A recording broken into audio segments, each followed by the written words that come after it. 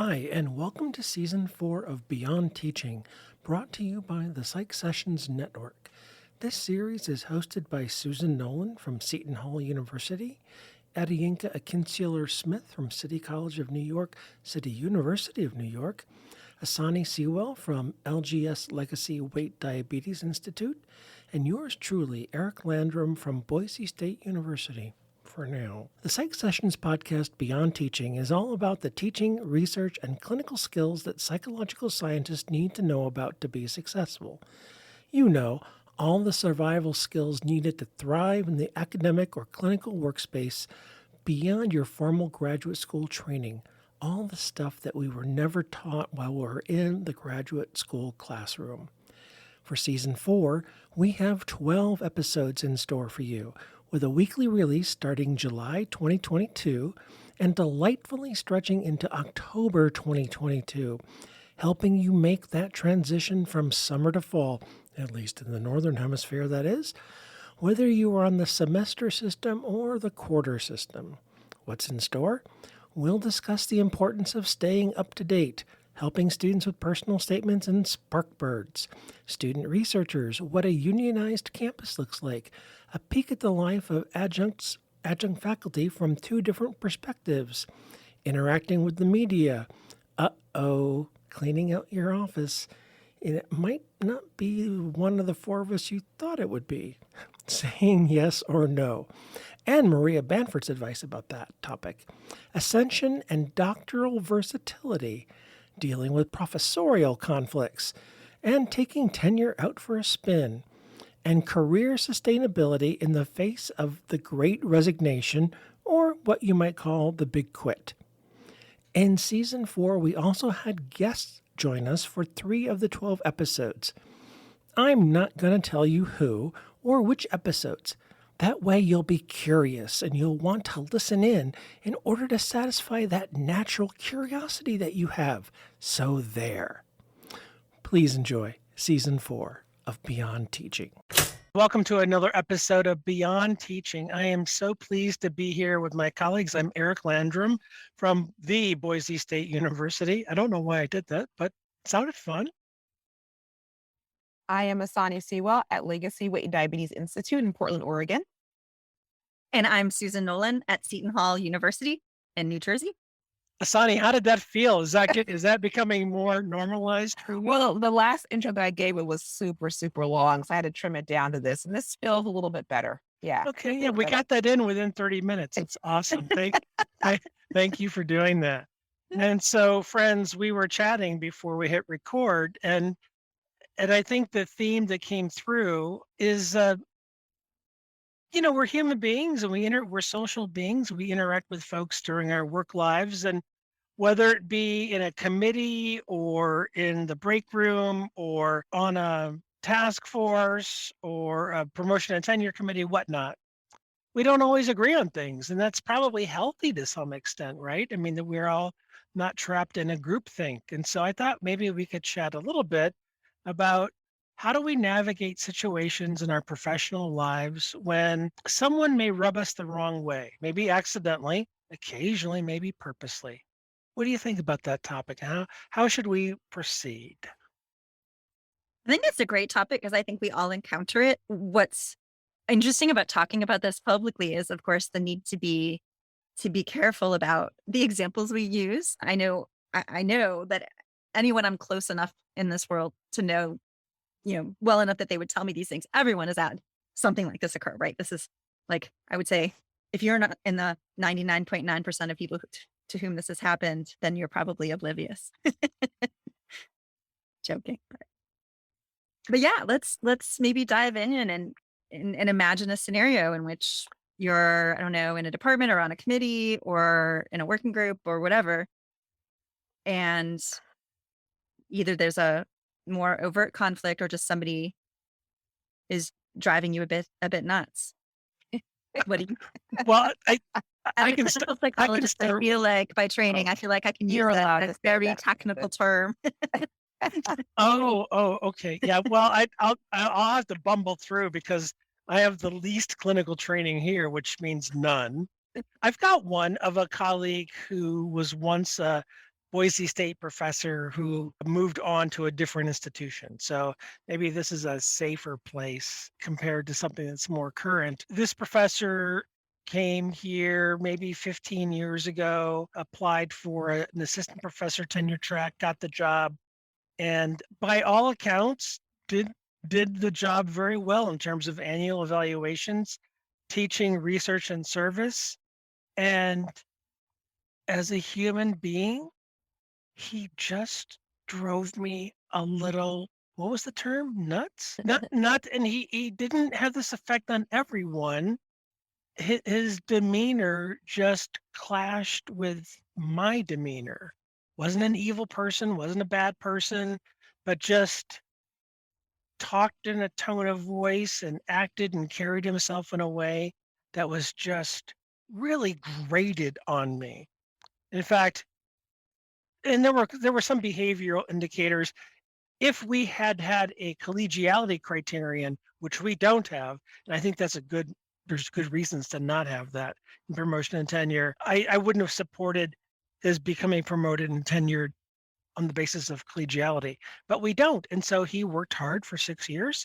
He did everything he needed to, and he was promoted to associate professor. He was tenured, and I think our system worked because we don't deny someone tenure because of a personality quirk. Even myself, as a full professor, voted for him to be promoted with tenure because he met the criteria of the department. And just because I rubbed me the right way and I had a hard time with him, that didn't mean that he wasn't good in the classroom, that he wasn't an outstanding researcher. It just meant that he wasn't my cup of tea. And so I think that's one of the things where I don't know if I figured out a way to deal with it other than to not let that hinder his professional career path. And by the way, almost immediately after he was promoted with tenure, he left the university. So, yeah. There are situations like you're talking about where you're in a department potentially for your whole career, right? I mean, it could have been, but there are other situations when it's more short-lived. So for example, sometimes there's a student who rubs me the wrong way, and I try to the degree possible to grade blinded so that I don't know whom I'm grading. And when you're doing it, and there are a number of ways you can do that. In Blackboard, you can take the names off, and or another courseware. If you have something on paper, you can, sometimes there have been times that I've had students write their name on the back because I don't want to see it. So yeah, there are ways you can get around that. And then sometimes at the end of the semester, you'll be like, oh man, I'm giving that person that drove me nuts an A, but they earned their A. There's also committees in the professional world that we're on that we don't have to stay on, right? There was a committee that I was on and I had the option to re-up, but because this was a while ago. So, and it had nothing to do with STP, which I think is important. But yeah, I just didn't re-up. And I mean, that's I think a valid choice. You don't have to be in a situation where someone is driving you nuts. Absolutely. So we have a few examples on the table here, and I'm wondering if we can kind of pull the curtain back to talk about what our process is. It sounds like both of you have arrived at places, and I would say I have too, in these interactions where you decide to maybe try to take the higher ground and to not allow these personality quirks, as you've called them, Eric, prevent us from being good colleagues, good humans, or whatever. And so I'm kind of wondering sort of what is your process behind the scenes that I can sort of throw something on the table here that I try to start with. When I find that someone is rubbing me the wrong way, I will often start with saying to myself, is it me? Like, is it this person or is it me? Am I hungry? Have I not slept enough? Did I leave the house too late? I'll just like run through all my basic sort of, you know, survival food kinds of things to start there. And and to also wonder also too, because I am a clinical psychologist, does this person remind me of somebody in my past who really irritated me? A family member or friend, and it's kind of coming up again and sort of raising these old issues. So I might start by looking at, what's in my basket. I'll begin there. I don't know if that resonates with you or not, but Yeah, very much, very much. I actually ask myself the question, is this my pattern or their pattern? And so do I find other people complaining about this person, which sometimes is the case. Sometimes there'll be a student that you'll have in common with someone else. And, there might be a legitimate context in which you have to discuss the student and you'll suddenly realize like, oh, that person is irritating all of us in the same way. And other times it's, everybody else seems to be fine with them. So then looking inward and also, sure, we all have patterns. I can, think of certain personality quirks, as Eric put it, that would drive me nuts no matter who was doing it. That becomes, I think, my pattern that I have to deal with. So that's the question I ask myself. Is this my pattern or is it their pattern? Well, and Asani, that's really wise of you to think that way. It's very mature, very adult of you. It's too bad I haven't thought about that in 33 years of my career. I think it's mostly me, quite honestly, because the faculty member I'm thinking of, other faculty members really liked him a lot and were friends with him. I don't know if he irritated other people to the way he irritated me. On the other hand, most most people don't irritate me. I don't walk around in the world being irritated at the vast majority of people. Either they are in my sphere of people I work with, either I like them or I would at best or at worst ignore them. So someone has to be really grating and and out of bounds in certain ways. If, for example, I'm not a Jerry Seinfeld fan. His brand of humor doesn't offend me, but I don't find it humorous at all. And if he flips on to my TV screen, I will flip away. The rest of the world tends to adore him, and he's a world-class comedian to a lot of people, and I can appreciate that. Other people like him. He, I I just don't find him funny, but that doesn't mean that the other people can't enjoy him. But something else that Well, Susan said that I don't particularly, I never watched Seinfeld. So yeah, Me but neither. oh, well, all right. no wonder we get I along. found my people. So I'm thrilled about that. But something else that Susan said made me realize I try the same strategy in that I am privileged enough in my career and far enough along where for the most part I get to pick the people I work with. Right. I get to pick the committees that I'm on. And I have been the guy that when I've been asked to serve on a committee or a task force, I have asked, can you tell me who else is on it? And when I get the list and I go, "Oh, I'm sorry, I'm not gonna be able to serve," I am that jerkhole who will say, "I'm not gonna serve with that person because I did that once before and I promised myself never again." Or it might be even be a topic that I'm not overly interested in, but you mean I get to work with Dana Dunn and Susan Nolan and Regan Gurung and Maureen McCarthy? Oh my god, and Jane Hallinan and Danae Hudson? Absolutely, I'm in. What's the topic? I don't care. I mean, and so I and now and faculty who are earlier in their career may not have that privilege of saying no to certain appointments or certain committee assignments within a department. And I suppose in the work world, in the real world is what I'm going to call it, Asani, you may not have as many degrees of freedom to choose committee assignments or workload allocations. I can give you a current positive example of this. So 10 years ago, I directed our Seton Hall's accreditation through Middle States, which is our, they have for those of you not in the know about this, there are regional accreditors and ours is Middle States, although apparently you can go to any regional accreditor now, no matter where you are. But so I thought, okay, I did my time. I actually really enjoyed it. I'm an assessment geek. And this time came around and I initially got roped into a committee that was going to start the planning for Middle States. And then I started seeing the leadership team emerge. And when they asked me to be on the steering committee this time, not as the chair, thank goodness, but as a member, I'd initially thought, I'll be in this, ramping up thing, but I won't do the steering committee. But when I saw the leadership emerging and the people who are going to be a part of it, I'm like, yeah, I'm in. I want to work with these people. And so I even just told them yesterday that even though I'm on sabbatical next year, I want to stay involved in the fall. I'll be in Australia during our spring. So I told them I will not be going to meetings in the middle of the night my time. But I mean, yeah, the fact that it's the people that I am excited about working with, people that I respect greatly. I wonder if it's worth kind of naming here the pressure that we all can feel, and maybe particularly Susan as women, although Eric, you'll tell me this is true for you too. The pressure around likability, about being liked and liking other people and, you know, all that stuff that sort of goes along. I know I've certainly felt it in my career as a woman that there's a real pressure there to be liked and to like others and to be polite and all this kind of stuff. And it's more than just in academia. I think it's a cultural thing too for women to be socialized in that way.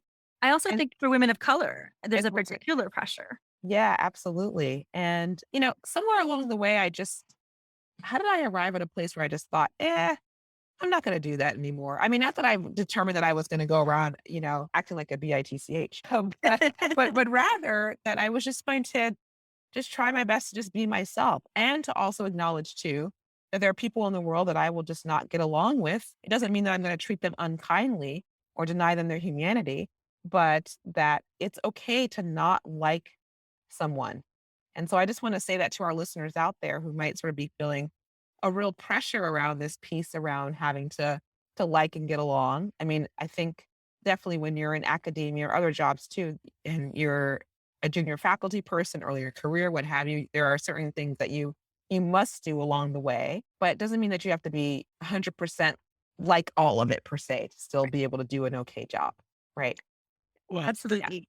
Oh, go ahead, Eric. no, there's a really, Sonny, there's a really interesting tipping point, I think, in all of our lives where there's a maturity level. That's what I'm going to call it for me, a maturity level where you come to the realization that not everybody's going to like me. And I have to stop worrying about that. And I have to be the real me and the genuine me. And if people dislike that, that's okay. And they can go themselves.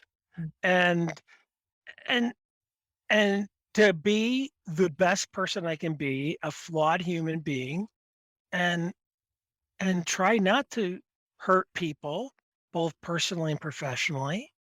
Do the best work that I can, apologize every time I need to. But yeah, I, you know, I don't know the data well enough to speak for men and women. I think men almost always have it easier. So let's just be honest about that. I think women are definitely judged differently. And so if men if men are bastards, they're seen as tough and hard driving. If women are bastards, they're seen as bitches. They're seen as harsh. So we know there's a double standard there, and Susan's going to clear it all up for us. Well, I read an article in the Chronicle of Higher Education this morning, and I just pulled it up. We were talking, so I would give credit where it's due. The reporter is Becky Supiano, and she wrote an article entitled "The Uneven Burden of Identity: Professors are being asked to accommodate students. That's not the same ask for everyone." And then she cited a recently published article by Catherine White Bearhide, Megan Carpenter, and David Cotter, teaching college in the time of COVID-19, gender and race differences in faculty emotional labor. And I will try to paraphrase, and with apologies to those authors if I'm getting it wrong, because I again read it this morning without the intention of talking about it today.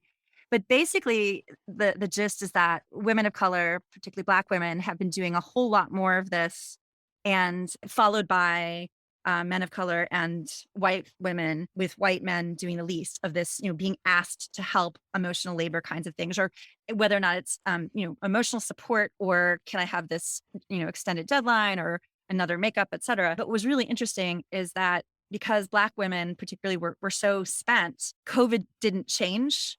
It didn't add, because they were already at that limit. And white women and men of color caught up, and white men were generally unscathed. And it does impact, if you're being asked to do more of this and you're doing more of this, the article pointed out, that means you have less time for self-care, for doing the research that's going to get you promoted, et cetera. So it fits right in with this, that, this likability, if you're saying no to all these requests, it really does impact you. And if you're getting asked more because you're in certain groups, that has a very real impact. Yes. Yes. Yeah, and I think, departments that were forward looking, tried to make COVID accommodations in both annual evaluations and progress towards tenure. That whatever the standards are for teaching, research, and service, that those could be adjusted downward. And not that we expected more during COVID, but we expected less. and that excellence could be achieved at lesser amounts to give people the slack for self-care. That doesn't solve the misdistribution, the misdistribution of responsibility of care to others. That doesn't solve that part. But it would have been nice that faculty members believed they could have ratcheted down. Mhm. The thing is, if you're talking student evaluations in this case, even if you're supposed to give them less weight, it's hard to unsee that, right? It, It it, affects the way we judge somebody, even if we try our hardest not to. It does, but I think if you have things written in policy, there's ways to help with that. And I think it also depends on culture. So if the culture of the institution is those numerical scores are the only measures by which we evaluate teachers, then you're right. It's really hard to unsee it, and it's really hard to gauge differently. But if you're in a culture where there are peer evaluations, there are peers visiting the classroom, there are really multiple ways that we evaluate and we honor teaching. It's not just the numerical ratings, student ratings of instruction. Then I think it's a little bit easier to adjust when it's not just one metric, but we're doing what we should be doing, triangulating. We're taking multiple measures to get, an overall sense of an instructor's quality. So I want to change gear just a little bit in terms of, all right, let's say you're in a setting where you are working with that person who's rubbing you the wrong way. Maybe it's your pattern, maybe it's their pattern, maybe it's no pattern, like Eric, you pointed out, just an interaction between two people. But how do you cope with getting through that experience? And I want to throw out one thing that I do that's helpful is I'm having a confidant at work, somebody that you can talk to who's in the know in that setting, because I can come home and talk to my husband and he can give me advice, but he doesn't know how things operate within, X group. Having somebody that maybe they're not in that group, but that sort of knows the dynamics, who can keep the confidence. It's not gossip, but getting that kind of feedback, I think for me is really, really helpful. But again, being very careful about in whom you're confiding. Yeah, I think probably I probably vented probably more than I should have to a couple of colleagues, which probably was more gossip than confidential venting. But I just tried to keep my distance. I mean, if he had questions for me as a junior colleague, I always answered them. Um, if he was giving a talk in the department, I attended just like I would for any other colleague. I just wasn't going to be friends with the person. I was friendly, I was cordial, but then there were times when we would be at a school event and he would do something that would drive me crazy. And I would just have to just bite my tongue and bite my lip and just deal with it. I can think of specific examples that I will not describe because they would give the person away. That just drove me bonkers. So, I don't know if I dealt with it very well. I probably didn't deal with it professionally at times, but I tried to keep it to myself. I knew it was my thing. I mean, in the grand scheme of things, who cares about my opinion about this person? They need to be served. That their job at Boise State is not to please me. Their job is to do teaching, research, and service, and to serve our students well. And all the indicators we had were that they were. It was my job to get over myself. So. But if you're in a say a committee with somebody and you have to be working with them, sometimes I think it can be helpful to have a third party sort of give you feedback, maybe Right, by this, right. or yeah. Or that's the time when, if you can't stand it in COVID times, then maybe you go it, if the committee is hybrid, they're going face to face, maybe I would go in Zoom. Or maybe I would, just find a way to minimize if it was that bad, I would find a way to minimize contact. If I was on a If that task force. Yeah, if it's that bad, you could go to the leader of the group and just say, I know we're breaking down into working groups. Would you mind not pairing me with this person? I mean, I think that is also a tactic you Yeah, I can. mean, if I had a serious ethical dilemma with like a task force member who was at another institution, and I knew of a serious issue, I would either try to be on a different subgroup or I would just resign. Yeah.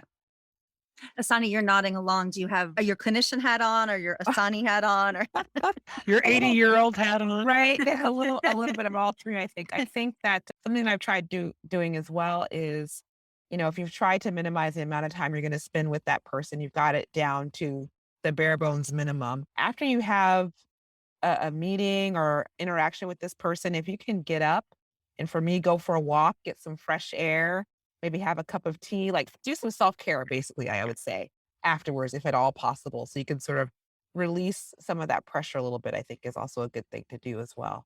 So what I heard you So say is you mean get up, have a Diet Mountain Dew, have some Chick-fil-A. Is that what I heard you say?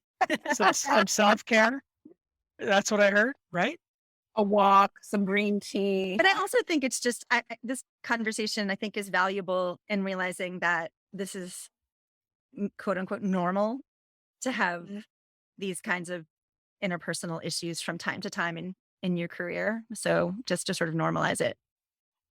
Well, and Susan, something that you mentioned earlier very briefly, hiring decisions are probably the most important decisions any unit makes, whether it's a diabetes unit or department of psychology, in that someone could be employed there for decades. And it's one thing if they rub me the wrong way, that's no big deal. But if you hire someone into a tenured position and they're not a good fit, I suppose after 5 or 6 years, you could let them go. But if they hide for 5 or 6 years, get promoted with tenure, they could be a lifetime appointment. The only thing I would push back on is that this idea of fit can be sometimes problematic Right. because people who come from underrepresented groups in academia may not fit in it. And I know that's not the way that you mean, but I want to be No. careful for our audience that Did I say fit?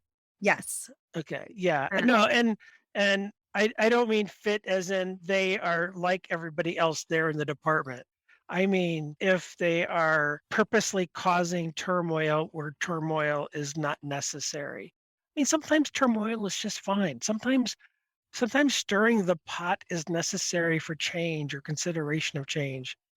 Sometimes I stir the pot. Sometimes you need to take tenure out for a spin, right? Sometimes you see injustice on your campus and you need to take out your tenure, you need to put it in your pocket, and you need to go out and you need to do stuff. But sometimes people get into higher ed with an axe to grind, and they're not grinding axes, they're grinding people. And that's where we should have no tolerance for people who want to fit that way. But that's my 2 cents. Important conversations to be having. I appreciate everything both of you said. Oh, thanks for this conversation, Eric and Asani. Yeah, thank you.